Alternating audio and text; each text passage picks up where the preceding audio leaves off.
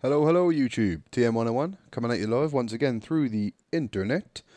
Let me know how you're feeling down in the comments. If you're feeling good, feeling bad, please be sure to let me know. I'm going to film this intro whilst I'm going to record this intro whilst I'm getting my friend to drive me around the back of this truck. So this is a tips and tricks video. This is my top 10 tips for Warzone. Hopefully you find this information useful and it improves your BR game in the old Modern Warfare Warzone arena. So yeah, that's what this is, and we're going to get into this right now. On to tip number 1. Hope you enjoy, guys. Right, so guys, let's get into this with tip of the day number 1, and that is about a loadout situation. Now, new players will always wonder why people always have 2 primary weapons and they have Ghost, because obviously that's quite hard to do, whereas because you need overkill for 2 primary weapons, and Ghost is in the same category, so you can't have both. So what you do is, and I'll demonstrate this in a minute, so you have your standard class set up here. So for example, I've got the M4 and the AX sniper rifle, okay?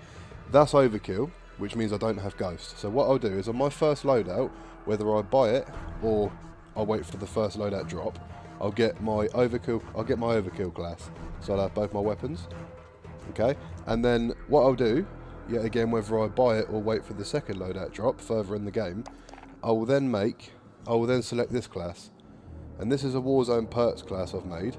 I've just put on anything, a riot shield and a knife, because it doesn't really matter. The main thing is the perk, see? So you've got EOD, same as the M4 class, Amped, same as the other class, but this time you've got Ghost. So when you pick this class, you'll have both your primary weapons from the overkill, and you'll have these perks. So you still have your EOD, you still have your Amped, and you'll have Ghost. Okay, so this is a very good thing to do. Also, bit of advice is to, on your lethal and tactical, make your lethal and tactical the same, because when you select this class, it drops your primaries, and then you have to pick them back up and put the riot shield and the knife down and pick up your 2 primaries again.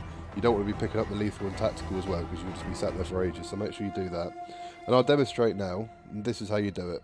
Right, so as you can see, here's the first loadout drop. I didn't buy this one. This is a normal drop. I picked my overkill class, my 2 primaries. So right now I don't have Ghost. This is the second drop. I've purchased this one. And what you'll see now is, now I'll pick my perks class. Bang, now I have Ghost. I'll pick up my 2 primaries again, drop the riot shield and the crappy knife. So now I'm sat here with 2 primaries, my M4, my secondary sniper and Ghost. It's very important to do this because it will help you win games. Hope that was a useful tip. On to the next one. Right, so tip 2. This is an important one. If you pick up an armour satchel, like I'm just about to, it will give you a full stack of 8 pieces of armour, even if you have none. See, 5 to 8, just like that. Very important you do that, so make sure you do, whether you kill someone or loot out of a box.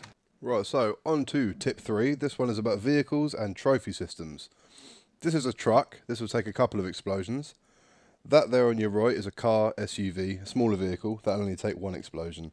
1 bomb, and you're dead as a dodo. So not good. This is what will happen if you don't have a trophy. So this is what you do. You grab a trophy, you stick it on your vehicle. You either stick it in anywhere on a car or anywhere on the back of a truck. What will happen, this trophy will absorb 3 explosions. So it'll either be 3 C4s, 3 RPGs, or a combination. But that's 3 explosions that aren't going to kill you, okay, and aren't going to blow your vehicle up. So definitely very important to do. Make sure you do this one, guys. On to the next one. Right, so this is a good one for you guys.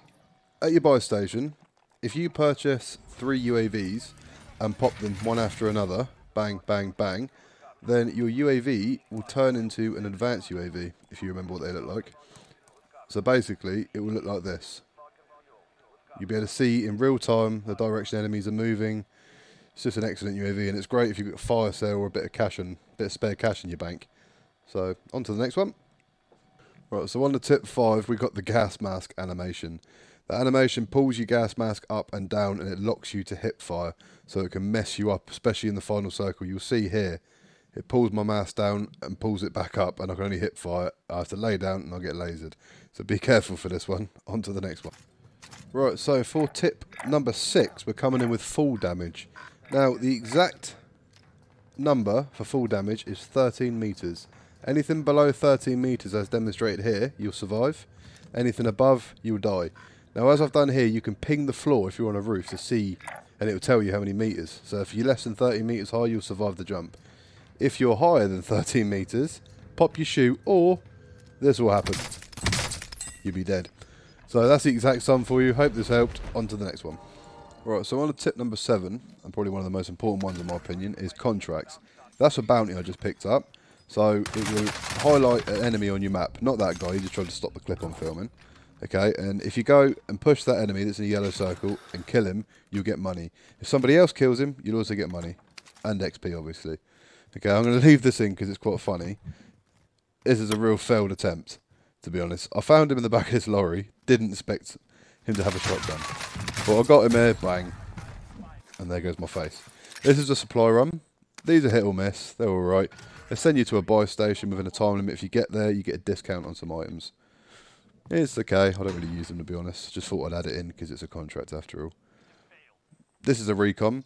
This is one of the good ones. It's a very good one, actually. Especially for if you're advancing through the game. It'll send you to a location like this you have to secure. Then it'll send a great big flare up in the air to say, hello, I'm over here. Come and kill me. Hence why I got a riot shield out. Okay, so what will happen when you secure it, it'll drop a nice little pool of loot in the middle. But there is one very important thing that happens, and the best thing about a recon is it tells you where the next circle is, as you can see, the little yellow circle here. And that can be invaluable in a game of Warzone. You can get position on the other players. Most wanted, one of the most important ones, especially if your team are dead, because if you're in the gulag or spectating, once you complete the most wanted, once you survive for the whole time limit, they'll all come back. And you get money and you get XP. All you got to do, jump in a vehicle, drive around the boundaries of the map, just try and survive for 4 or 5 minutes, whatever it is. Just try and survive, and you get all your team back and loads of money. Scavenger, this is one of my favourite ones, especially in early game. Because when you pick the scavenger up, it sends you to 3 separate locations. Each box has a chance. Each box you loot has a chance to drop rare weapons.